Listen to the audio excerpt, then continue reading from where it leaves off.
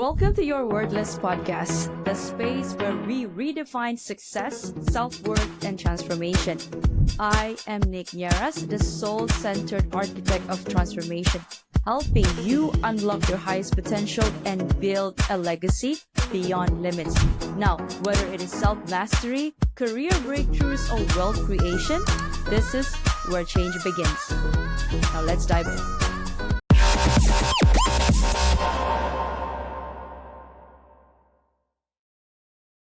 Are you stuck in a job that you don't love, feeling like you're meant for more? It is not in your head, it is in your soul. I am Nick Nieras, and I help high achievers like you break free from burnout, rewire self-doubt, and build a life aligned with purpose through coaching, hypnotherapy, and soul activation. Because let's face it, real wealth isn't just about money. It is about aligned and happy heart, mind, and soul. Now, remember, you are worthy and you are enough. Let's transform your life together. Visit www.thenicknierasholisticlifestyle.com to begin. Thank you so much. I'm excited to be here. Thanks for having me. Thank you for saying yes. First off, right off the bat, what was it like growing up as Lindsey Masterman? Or I grew up in the suburbs of Chicago, which was sort of the ideal suburbia experience, kind of like Breakfast Club, Ferris Bueller's Day Off, all of that, like Americana stuff.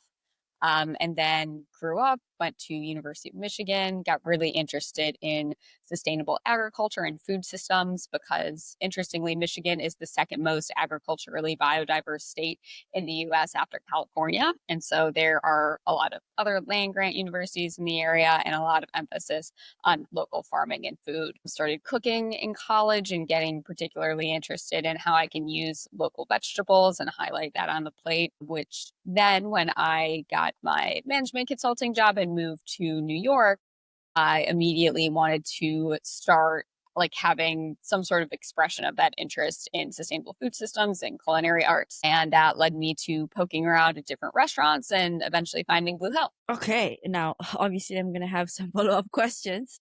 Absolutely. Why management consulting? That's number one. And then number two, what made you want to do why culinary? Yeah, let's just put it there. Totally. So for management consulting, because I was at University of Michigan, which has an undergraduate business school called the Ross School of Business, I felt like the two sort of celebrated things to go into after college were either banking or consulting. And I knew that. Did you enjoy your time there though? I think that, yeah. And so I picked consulting because it felt a little bit more real and like you'd be working with real things. I thought that, I think that management consulting as your first job out of college really gives you a crash course on all of the different business skills that are useful. And so I definitely appreciated getting that out of it. And I think it prepared me well for being able to start my own venture or going into any other sort of corporation and kind of understanding how to drop into an organization very quickly and understand the topic as well as the internal people, organizations and politics. Okay. And the food, I guess, okay. Yeah. And the food, how did it come about? Were you always the kid that likes to cook and bake? Or was it because I noticed you mentioned during the earlier part of the conversation, you wanted an avenue to express that interest in sustainable agriculture, I would say, space. So how did that come about?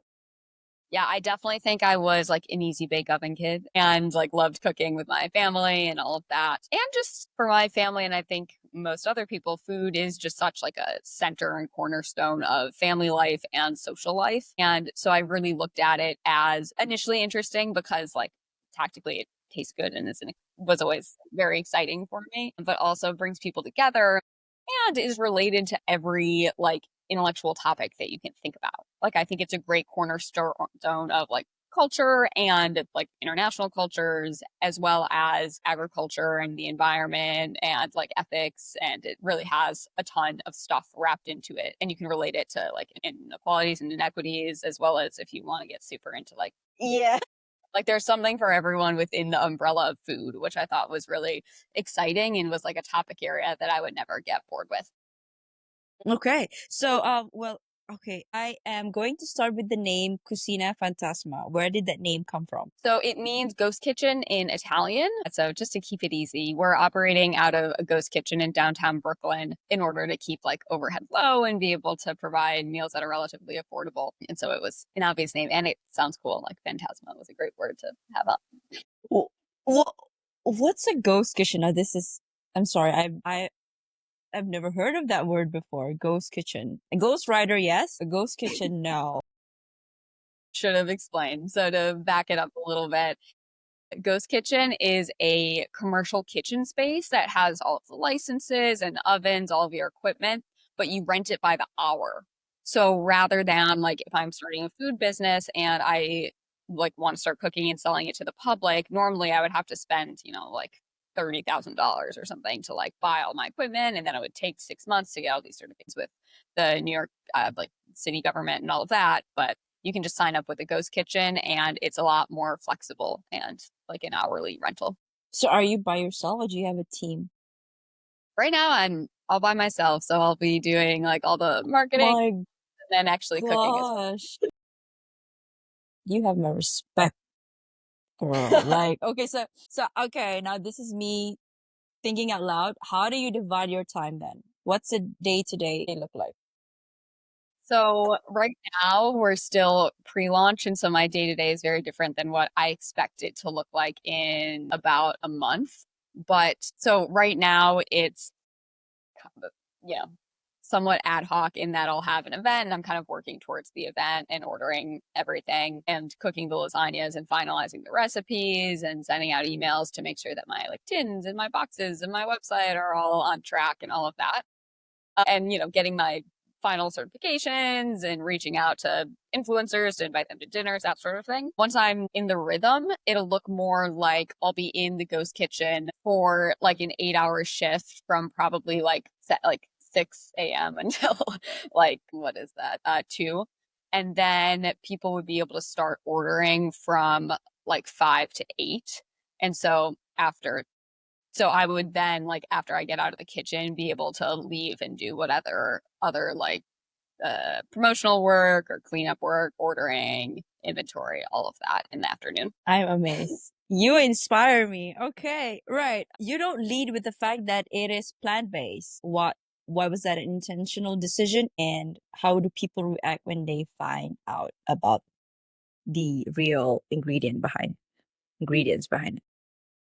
Yeah, I don't lead with it just because, well, firstly, that seems to be the model of other successful plant-based brands is not to lead with it. And it's not particularly relevant because it tastes like just as good. Like Just as I good. Mm. am certainly like, come from a cooking and like fine dining background. And so I would never put something out that's vegan like just because it is. Rather, it would really have to be doing something exceptional with food in my mind. And I think that this lasagna is really exceptional. And we have a unique like cheese profile with using koji as a special ingredient in the mozzarella. And I also want to make sure that I'm targeting like all eaters and foodies rather than just people who identify as vegan. And so I think like plant-based historically has a bit of a softer tone for whatever reason. But overall, people have been super receptive. Everyone that I've spoken to in New York is super excited to try something different. And really, the only negative feedback I get is like random people online. And so it doesn't really matter. And when is it going to be launched? Which is September, right? Yep, September full launch, and we'll be doing soft launch like 3 days a week in mid-August. But no one's in New York in August, and it's a bit of a tough sell to get people to cook something in their oven in 80-degree heat. I don't know why, but I know I feel it's going to be a success. I just feel it. So I am all for it. So when I'm back, definitely by the time you'll be there, and well, we have our contact. So definitely, I do want to go back to your transition between from a 9 to 5 to a full-time entrepreneurship. Why the transition? Why the transition? And how did your environment react? Because BCG, come on. But of course, following your heart, yeah, right? But still, I'd like to hear it from your side of the story. Your Yeah, side up, sorry. definitely. Hi, I'm Nick Nieras, your host of the Your Worthless podcast. Now, if these real raw stories hit home, don't wait. Please follow, like, and subscribe my Spotify and YouTube. For bite-sized inspirational reels, follow me on Instagram, TikTok, and LinkedIn. Don't wait. Your transformation starts today. Thank you, and bye for now. For me, for my time at BCG, I think that I always knew that I would want to try to do my own thing, particularly in the food space. And it just sort of, I burnt out because I was working at BCG and working at Blue Hill on the weekends. And so it was like a lot. And so I burnt out, and then I went to volunteer on an organic farm in Italy. And during that time, I was really thinking about like, oh, if I was going to leave, because I just hit like the 2 year mark, which is when a lot of people recycle out of management consulting firms.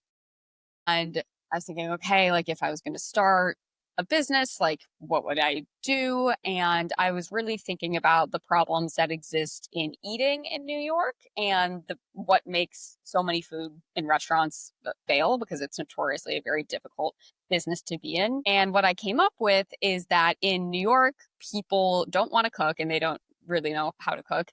But restaurants are, which is not a dig. Like I Yeah. in a New York apartment. I can, yes, I can totally relate to that. So, Yeah. Like they don't want to cook, but restaurants are just so expensive that you can't be eating out all the time anymore. And then on the food business side, I think so many restaurants run into problems with just having like so many SKUs and being spread too thin in that way.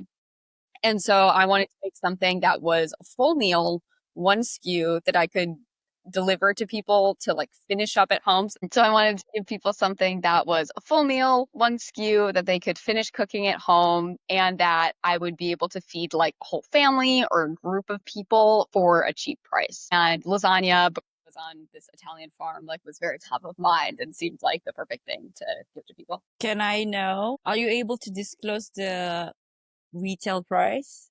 So, Yeah, I think it'll end up depending on what we work out with like distribution partners, but it'll be like $60 for pickup and it serves 6 people, or it'll be like $65 with a delivery fee included. how huge would that be? Like a six? It's 4 pounds of lasagna, so it's like Okay, really a lot pounds. for 4 people, or That it's four. Okay, wait. Oh my God, we calculate in kgs. So, 4 got it, pounds. Let's see. 2 kg. A little less. Right. Okay. It's about 2 kg. That's Yeah, that's huge. Okay. yeah. It feeds 6 people. Like 6 people could eat lasagna and a salad for dinner, or Mm-hmm. like people who are super hungry could eat it. Or you could have leftovers. If it's too good, it's gonna be all for me. But just I'll space it out, maybe for 2 days. So can it be kept in the refrigerator? And like, how fast should one eat that once it's bought from you? Yeah, totally. So the great thing about lasagna is it's one of those foods that's like better the next day because everything like soaks together. So I'd say you can eat it just in your fridge for up to 3 days. You can also freeze it. So if you want to cook half of it and freeze the other half, or even freezing it after it's cooked works as well. So if And you've got a it's little bit plant of time, based. yeah, I yeah, will you not don't need to feel freeze it. guilty for, like, reheating a plant-based food. At least that's my logic. Fair enough. Okay. All right. What does chef driven mean to you in the context of comfort food like lasagna? I think that it means, okay, I'll take it from a vegan food perspective and a regular food perspective. I think that a lot of older vegan food brands have really leaned into like sort of like vegan junk food is sort of the term. And I think that it's all like super delicious, but there sort of is enough of it. And so I wanted to make something that might be nostalgic and comforting, but ultimately is like not skating by on something being fried for it to taste good, if that makes sense. So making something that's Mm. like good for you and you feel good after you eat it, etc. Chef driven comfort food generally, I think it's just making sure that you're using high quality ingredients and thinking about how can I make each element of this dish better. And for me, that meant looking at each element of a lasagna, which first of all, what's a lasagna? There's like a million different variations. And so it's testing each variation, seeing what people prefer, and then making sure that like you're simmering your sauce for 6 hours and that you're like using cheesecloths to make sure that you're like taking all the water out of your cheeses and just making everything to taste to make sure that it's like cohesive and interesting and that you're using different types of ingredients rather than like a frankenfood of a bunch of like rather than making lasagna out of like impossible meat and diet cheese, etc. I think homemaking them and really putting some thought and effort into that goes a long way. I love it. That's like music to my ears. What's the most unconventional thing you've done to launch or market Cucina Fantasma so far? Well, coming up, we'll do like a guerrilla marketing of a bunch of stickers in the subway, so that'll be fun. But otherwise, Cool. That is yeah, so there's cool. yeah, I got the idea because I was coming home from an event and I had like just one of those name tags that says like Lindsey Masterman, Cucina Fantasma, and it was still on my shirt. And so You're stuck just it gonna to be. the side. I wasn't thinking about it. And then like later, my friend is coming to like visit like my apartment and sends the picture and it's like, oh, like this is you. I can't believe it. And I was like, oh my God, it's like such a small world. Anyway, so it seems to be effective. Oh my God. Yeah. Okay. We talked about ghost kitchen operating from out of a ghost kitchen. So what are the pros and cons of that model? And you talk a little bit about that, but how do you make it feel personal? Yeah, that makes a lot of sense. I think that the pro, of course, is you're just able to make food in a flexible, affordable way. And so you can have a really like short startup time. You just need to get a few documents in order and then you can start cooking. And you can focus on what you're good at, which is making food rather than figuring out the nuts and bolts of how to get like your electrical wiring done in a new building and making sure that you have all the permits and tools that you need. Compliance. Yes. Compliance would be a Yeah. nightmare. Yeah, absolutely. So it's absolutely like a lifesaver there, as well as just your overhead costs are much lower because you're not paying for the kitchen when you're not using it. So it's a good way to sort of test out ideas and have a little geographic mobility in your testing out of ideas as well. I think that the downside is twofold. Firstly, not having a physical footprint, of course, makes it more difficult to have brand recognition and really get the word out there Mhm. more about your company. And interestingly, usually ghost kitchens rely on delivery, but some of the like Uber Eats and Grubhub at least aren't accepting new virtual restaurants because there's been like fraud in the past. And so we'll have to get a little bit more creative in how we'll be doing delivery in the future. So are you going to be doing the deliveries yourself or you're going to be partnering with? Yeah, so far, like some of the smaller apps do allow virtual restaurants to be on them, and we'll have pickup partners in neighboring areas so that I would be able to deliver just to this pickup partner, and then people could go pick up the lasagna there. Yes, I am all for it. How important is your, I mean, how big of a role does your family play in this with you opening up your own thing? Yeah, my family doesn't live in New York with me, unfortunately. They're in Okay, Chicago and Chicago. DC and Boston, so a little bit scattered out. But they've of course been very supportive and it's a new experience for them as well. My family is all like people who've worked in corporate America or my sister's a scientist, so a little bit more of like a linear career path. And so I think they've been really proud of me for trying something on my own because it's something that I think it does scare them and keep them up at night a little bit, but they've been really Yes, for sure. kind about, yeah, being encouraging. I love that. So what's been the hardest part of launching a food brand solo and what's kept you going? Yeah, I think that was probably speaking to the transition between corporate life versus entrepreneurial life is the keeping Mm. you going. It's very strange to not have any external stimulus that sort of like gives you that dopamine hit when you like send Yes. out the email to your boss with like your project. Exactly. The all-nighters with some of your teammates and said, "Oh, what about this deck?" And you're done with that part and now you're solo, you know? Yeah, You have full totally. control, but Yeah, there are also sides to it. So, yeah. full control, but it's also like you have to create like sort of internal like dopamine hits or like motivation to get you to keep doing like little things that otherwise you just sort of like were in that like adrenaline like rush of like keeping going. And I think just because I've been in a pre-launch stage, I'm sure that that rush will come once I'm actually selling the lasagnas, but it's too hot outside right now, so we need to wait.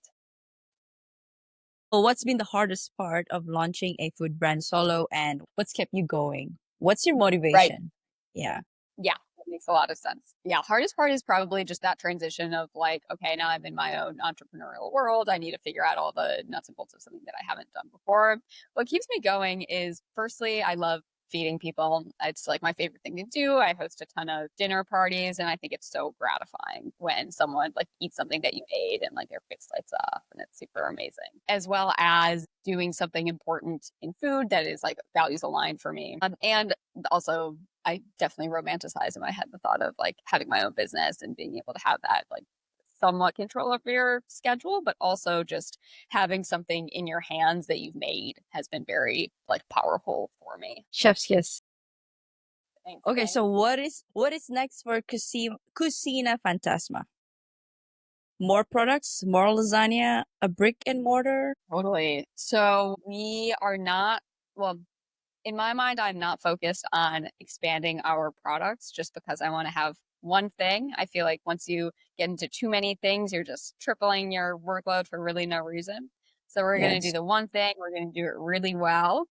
And our goal is to be selling, like max out the amount that we can produce in one ghost kitchen. And then we'd be able to open up a second ghost kitchen in a different location, like in Manhattan, because right now we're in Brooklyn. Build up the brand. And then down the road, I would love to be able to franchise Cucina Fantasma, which isn't a business model that I've heard of anyone doing so far. But the idea is that it would be a franchise ghost kitchen. So you would have this super strong brand, and then someone in California or Boulder, Colorado, or wherever else could say, "Oh, I want to start a franchise, but I don't want to pay the The $50,000 that people usually have to yes, pay to start like a the hefty Domino's franchise." sum. Or Yeah. yeah, So I'd it's gonna be rather a fraction. yeah, it'd be a fraction of the price to do the startup, and I think that that would be exciting to be able to like spread pretty rapidly throughout the country that way. Yeah. Oh yeah, for sure. There is something here. It's happening. It's happening. Okay, so we're gonna pivot to a self-worth question. There's no right or wrong answer to this. So the question for you that I picked out of the list of questions is this. In the age of social media, comparisons can erode our self-worth. How do you stay grounded and maintain a positive self-image amidst the noise? Difficult question. Yeah, I totally agree that it can erode self-worth. I think it's twofold. I think it's kind of knowing what's behind the veil for other people's lives. And when I look at something on social media that maybe I'm getting jealous of, kind of like, you see the thing that shows one image, and I do try to imagine that person like as a whole person rather than just like an image on the This screen.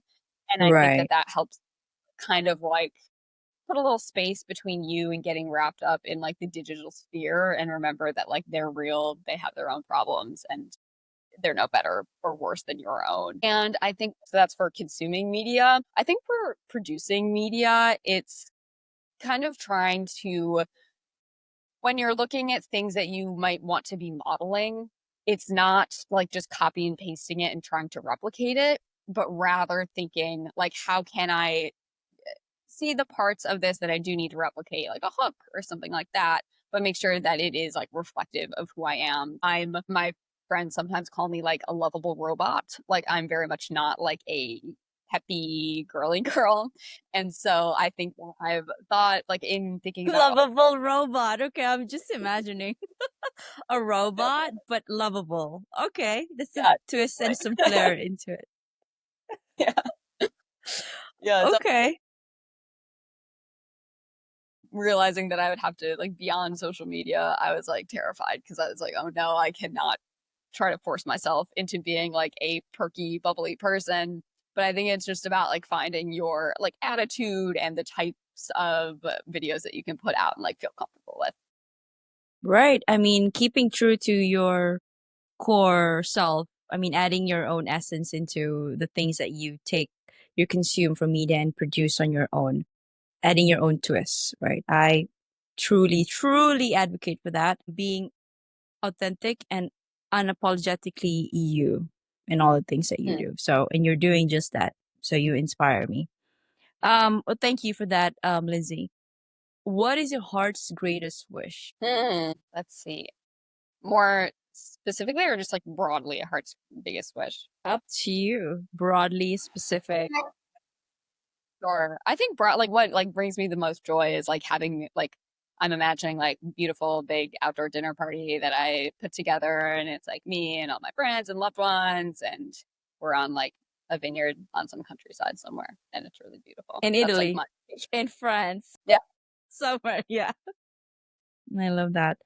Okay, if you could create a quote right now for you to leave to the audience listening and the world as your legacy, what would it be? So, where can people reach out to you then? Right now, our website or Instagram are the best two places. So it's www.cucinafantasma.co. And then you can put your email in our pop-up, and then I'll be giving you all the updates about when we're launched, etc. And on Instagram, it's the same spelling, just Cucina Fantasma. Awesome. Well, okay, Yeah. we're coming up to the end of the interview. If you have that quote, it doesn't have to be yours. Can sort of like a mantra that you have. It doesn't have to be the exact words. Just some paraphrase is also good enough. I would say your advice to those people. Yeah. Advice overall, I think, is just like I think that people waste a lot of time trying to make a decision, and it's more important that you just like make a decision because that's what's going to move you forward. And like there aren't any wrong decisions because at least you made one. I love that. Wow, that definitely puts things into perspective. Just make a decision whether you want to stay put or you want to go out. Just go all in, right? Exactly. Don't half-ass it. Yeah. Okay. Any last messages for our listeners before we wrap the interview up? I don't think so, but yeah, thank you so much for taking the time and having me. No, thank you for your dedication and everything. This has been a very inspiring episode for me, and I'm sure to all of our listeners as well. Thank you for the work that you do, Lindsay, and for showing up and showing out to the world the way you are. For our listeners, this has been your Wordless. Read that again. The juxtaposition of your very soul. If you've ever felt wordless, remember you are not alone. Your soul chose to be here to matter. And for that reason alone, you are worthy. A huge thank you to you again, Lindsay, and to all of you for listening. Until next time, I am Nick Nieras. Keep shining, keep growing, and always remember you are worthy and you are enough. See you in the next episode. Thank you, Lindsay, for your time. Love this episode? Now, transformation doesn't end here. Head on to @holistic.lifestyle_with_Nick. That is on my Instagram. Or head on to my website, www.denise.holisticlifestyle.com for more info on my coaching framework, which is the Worthy, Authentic, and Abundant Framework, digital guides, and my upcoming events such as retreats and master classes and workshops. Now, I also do intuitive readings where we get to check on your soul path. And if you're also wanting to check on your energetic alignment, I have done that too. And I offer that kind of services. So, my question to you is, are you ready? Because I am. Let's make the most. Good morning to you, Lindsay. How are you doing today? Good morning, doing well. How are you? I'm doing very well. I'm so excited to have you on my show. I'd like to introduce myself to you formally and to all of our listeners tuning in for the first time and or returning subscribers. My name is Nicolette. I am the creator for the podcast titled You're Wordless, full stop. Read that again, full stop. The juxtaposition of your very soul. Now, today we are going to talk about transitioning from corporate life to startup and what's it like building in public. And yeah, I'm so happy again for you to be here. I'd like to read a bit of introduction first for our listeners, and then we can get right into our conversation. Hello, everyone. We have Lindsey Masterman here with us. Lindsey is the founder of Cucina Fantasma, a chef-driven lasagna company based in New York City. Now, with a background that spans management consulting at BCG, or aka Boston Consulting Group, and being a line cook at the Michelin-starred restaurant Blue Hill Family Meal, blends analytical rigor with culinary creativity. Now, Cucina Fantasma is her latest venture, a take and bake lasagna company that's nostalgic, satisfying, convenient, and plant-based. Her mission is to make home-cooked plant-based food more accessible and celebrated. Cucina Fantasma launches September in Brooklyn for pickup and delivery. Wow. Welcome to the show, Lindsay.